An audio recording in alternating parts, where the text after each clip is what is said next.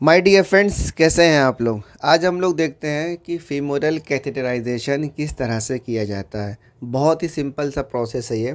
तो फीमोरल करने से पहले जो ज़रूरी सामान है उन सामानों को हम रख लेते हैं। जैसे फीमोरल कैथेटर हो गया, इंट्रोड्यूसर नीडल हो गई, लोकल एस्थेसिया हो गया, सिरिंज हो गई, गाइड वायर हो गया, उसके अलावा गॉज, कॉटन, ये सारी चीज़ें या सर्जिकल ड्रेप है, ये सारी चीज़ें आपको पहले से रख लेनी होती हैं। तो अब पेशेंट के जो पैर की पोजीशन है उसको हम करेक्ट कर लेते हैं ताकि फेमोरल करने में आसानी हो।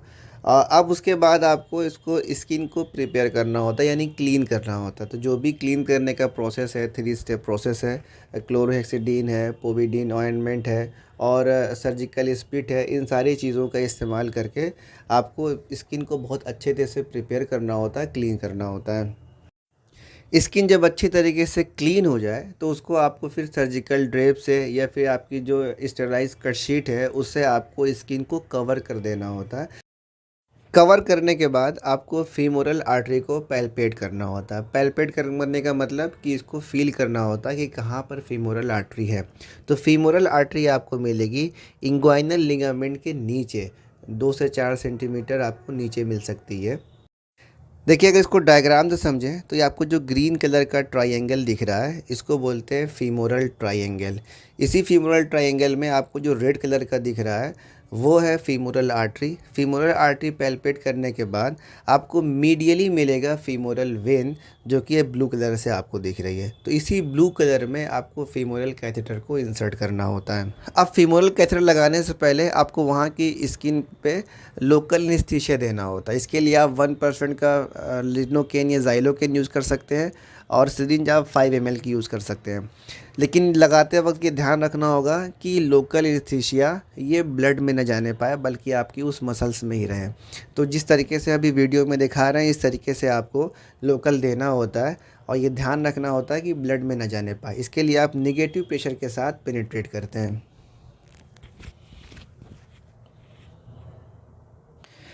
अब लोकल का इफ़ेक्ट आने में थोड़ा टाइम लगता है। तो इस बीच आप अपना फीमोरल किट को एक बार फिर से रिव्यू कर लें, यानी कि उसको आप इंट्रोड्यूसन नीडल को प्राइम कर लें। आपका जो फीमोरल कैथेटर है उसको एक बार प्राइम कर लीजिए। आपका जो ये है गाइड वायर, इस गाइड वायर को आप एक बार चेक कर लीजिए, क्योंकि बहुत कम होता है ऐसा कि बीच में से टूट भी जाता है वो, इसलिए उसको भी एक बार रीचेक कर लें कि वो पूरा सही है कि नहीं सही है।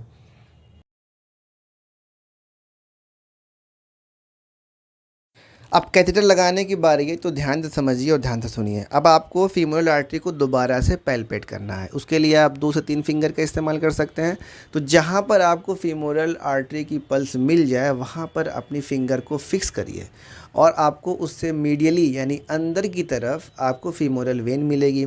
तो अब आपको एक सिरिंज में 1 से 2 ml नॉर्मल सलाइन लीजिए और इंट्रोड्यूसर नीडल लीजिए और आपको अब वहाँ पर पेनिट्रेट करना है।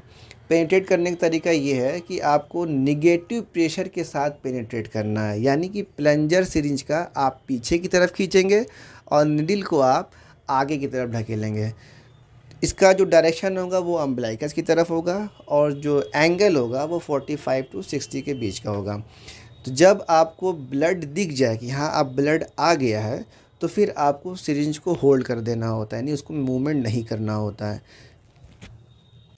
अब गाइड वायर को आपको इंसर्ट करना होता है। तो कितना इंसर्ट करना है ये गाइड वायर पे निशान बना हुआ होता है।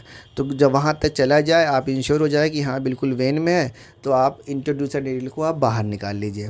अब जो कैथेटर है, कैथेटर को आप का क्लैंप आप ओपन करिए और इस तरीके से आप जिस तरीके से दिखा रहे हैं वीडियो में उस तरीके से आपको कैथेटर को इंसर्ट करना होता है। ठीक है, स्किन को स्ट्रेच करते हुए और कैथेटर को रोटेट करते हुए अगर आप अंदर डालेंगे तो जल्दी से चला जाता है, आसानी से चला जाता है। और उसके बाद आप गाइड वायर को बाहर निकाल लीजिए और फिर आप कैथेटर को फ्लश करके देख लीजिए कि सही तरीके से ब्लड आ रहा है, जा रहा है। अच्छा तो नहीं कि अंदर कैथेटर किसी वॉल से चिपका हुआ या पूरे तरीके से नहीं गया या मुड़ गया हो। तो जो भी है आप अच्छे से इसको फ्लश करके देख लीजिए। अगर ये बिल्कुल सही तरीके से आ रहा है, ब्लड जा रहा है, तो फिर आप इसको फिर इसकी ड्रेसिंग कर दीजिए ताकि फ़र्दर इन्फेक्शन ना हो।